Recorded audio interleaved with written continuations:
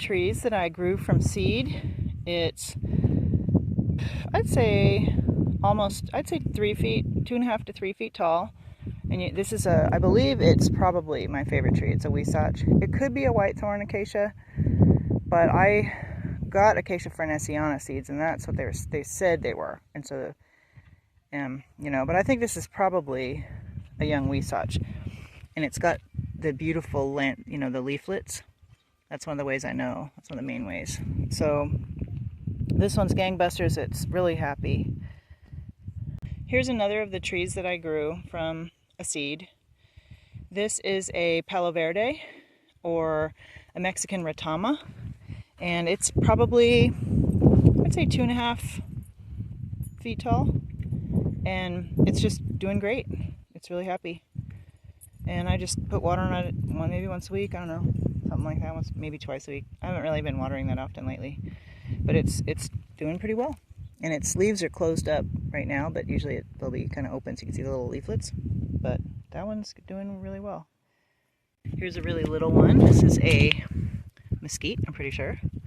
And this one looked like he wasn't doing so hot for a minute, but I saved him just by consistency. And then I think the one rain we got towards the end of this monsoon really helped. We got 2 good rains, and this last one was like all night long. It just kind of rained. It wasn't hard, but it was like consistent, and it was pretty good amount. So I think that really bolstered everything. And this is like, in plants like it have really come back. But that's the little baby. He's probably like 3 inches tall. So here's another one, and this is a mesquite that I put, I just put a little pod in the ground, and I would say this thing is getting to be about 18 inches high, almost 2 feet, and even just since the last rainstorm, I think it's put out another 4 inches. So it's really loving it. I have a depressed bed here, and you can see that it's being competed with by grass, but I don't mind because there's so little grass out here that I figure, go for it, grass, do your thing.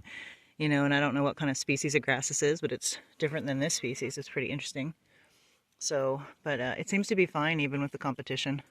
And even the sorghum, with that rain we just got that I was talking about not too long ago, it really just kind of gave them the last little push that they needed. But this one's going to be, it's just growing really fast. It's pretty amazing to watch. I'm going, but I think it's captured on video. There's another little tree here. It's about 3 inches tall. I've got another little tree here. It's probably about 3 inches tall. I did have probably what was a cat's claw here, but even with the pot, it just wasn't getting enough consistent moisture. But I do have a grass coming in here. So here's another one. This one's about probably in the 4-inch size, and it didn't come up, it came up pretty recently. And then right over here close to it is another little guy, and that one's probably only about 2 inches tall, and it does have a clay pot. So they're established, both of them though. I've got one here. You can see there is no clay pot. I just probably once a week, I'll just pour, I don't know, not too much water, but a little bit of water in its little depression around it that I've created, a little mini swale berm, and it seems to be just plenty for it. This is out by the road.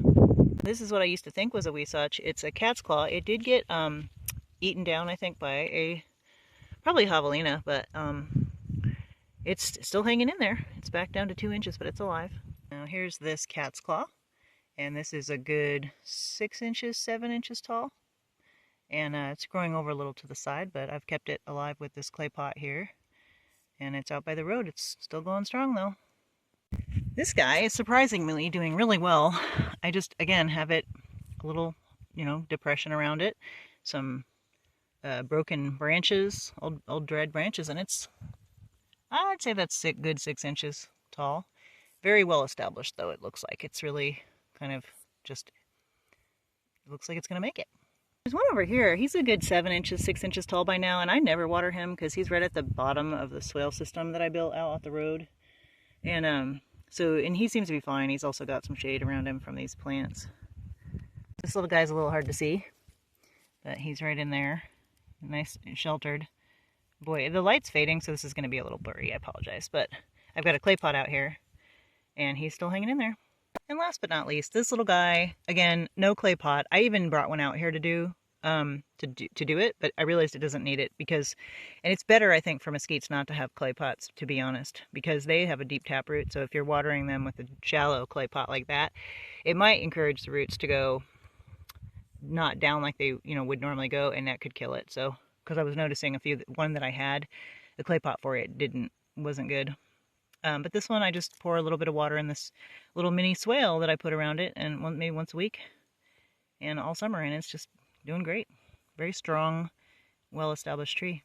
I just want to show you the difference between plants. Oh, just pee right into the water box, dog. Oh my God. I want to show you the difference between the health of plants that are in and around and upland quite a bit of swales and plants that are not. You can see plants that are not are just really dry looking. They have a, burnt kind of a golden green color. And plants that are being served by the swale are deep green and lush and full of foliage. And it goes all the way up, like, what, 20 feet away? 20 feet? 25 feet? Look. I mean, that's from that, way back there. Pretty amazing what it can do. I'm just continually blown away by the power of a swale. These plants used to look like those plants, and now they look like these plants. It's just amazing. So never doubt the power of infiltration. And I'm not talking about the CCP. Hey, baby rattlesnake, look at how teeny. That's like a 4-inch mesquite tree in a 5-inch clay pot.